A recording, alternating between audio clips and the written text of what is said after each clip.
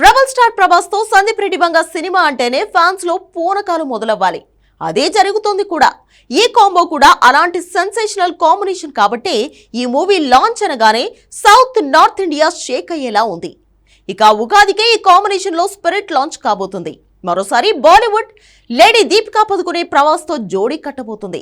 June నుంచి regular shooting అనుకున్నా cinema launch మాత్రం ఈ పండక్కే చేస్తోంది ఫిల్మ్ టీం. అంతా బానే ఉంది, కానీ ఇందులో కొరియన్ విలన్ సంగతే తేలలేదు.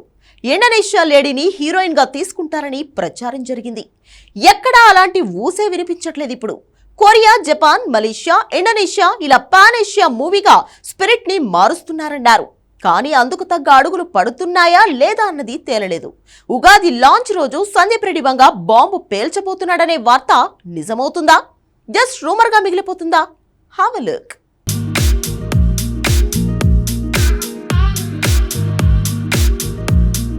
నటించకున్నా నడి చూస్తే చాలు పాన్ ఇండియా షేక్ అయ్యేలా మార్కెట్. ఫ్లాప్ మూవీలైన రాధేశ్యామ్, ఆదిపురుష్తో కూడా 300 కోట్ల నుంచి 700 కోట్లు రాబట్టిన ఇమేజ్. ఇవన్నీ రెబల్ స్టార్ ప్రభాస్ సొంతం. ఇక అగ్రెసివ్ హీరోయిజంతో పాన్ ఇండియా లెవెల్లో పూనకాలు తెప్పించి రికార్డులు సందీప్ రెడ్డి సొంతం. హీరో రేంజ్లో ఓ డైరెక్టర్కి ఫ్యాన్ ఫాలోయింగ్ ఉందంటే అది సందీప్ రెడ్డి వంగాకే సాధ్యమైంది. సో అలాంటి డైరెక్టర్తో రెబల్ స్టార్ సినిమా అంటే pan India sound, pan world market వరకు రీసౌండ్ చేయాల్సిందే. అంత దమ్మున్న కాంబినేషన్కి ఏమాత్రం కంటెంట్ ఉన్న కథ పడినా హిస్టరీ క్రియేట్ అవుతుంది. సందీప్ రెడ్డి వంగాతో సినిమా అంటే హీరోయిజం ఓ రేంజ్లో ఉంటుంది. దీనికి తోడు ప్రభాస్ ఇంతవరకు చేయని పోలీస్ పాత్రతో స్పిరిట్ తెరకెక్కబోతోంది. ఈ 2 రీజన్స్ చాలు ఈ కాంబినేషన్ సెన్సేషన్ క్రియేట్ చేస్తుంది అనడానికి.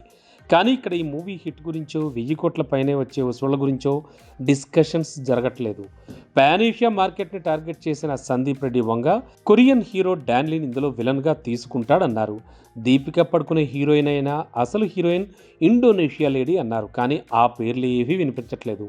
ఉగాది దగ్గరకు వస్తోంది. అదే రోజు స్పిరిట్ సినిమాను లాంచ్ చేసేందుకు ఏర్పాట్లు జరుగుతున్నాయి. మరి లాంచింగ్ రోజు టోటల్ స్టార్ కాస్ట్ అనౌన్స్ చేస్తారా లేదా అనే విషయంలో క్లారిటీ లేదు. ఒకవేళ ఇందులో కొరియన్ హీరో డాన్లీ విలన్గా నటించినట్టయితే కొరియా, జపాన్, ఇండోనేషియా, మలేషియాల్లో ఈ సినిమాకు రీచ్ పెరుగుతుంది.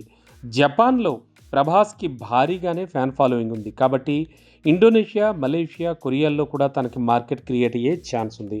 చైనాలో కూడా ప్రభాస్ రేంజ్ మారిపోతోంది. సో ఈ టార్గెట్ను రీచ్ అయ్యాక యుఎస్, యూరోప్ మార్కెట్లను టార్గెట్ చేసే ఛాన్స్ ఉంది.